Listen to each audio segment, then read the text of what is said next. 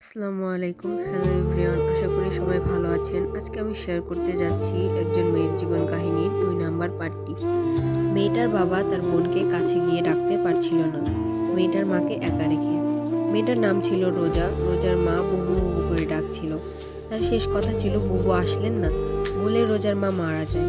যে মানুষটা সুস্থ সকালে বাংলাদেশে আসার কথা, কিন্তু সে আর বাংলাদেশে আসতে পারল না।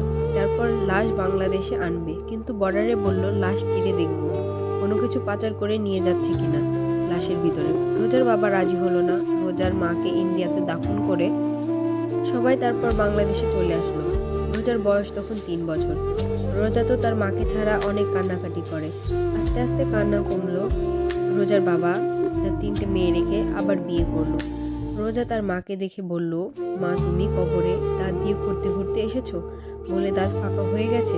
রোজার এই মা আর রোজার বোনদের নিয়ে ভালোই দিন কাটতে শুরু করলো।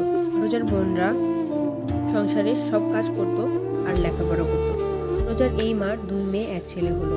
রোজা আর তার বড় বোনদের, তার ছোট ভাই বোনদের খাওয়ানো পড়ানো সব কাজ করতে হতো। পরের পার্টটি দেখতে লাইক, কমেন্ট, শেয়ার করে আমাদের পাশেই থাকুন। সবাইকে ধন্যবাদ।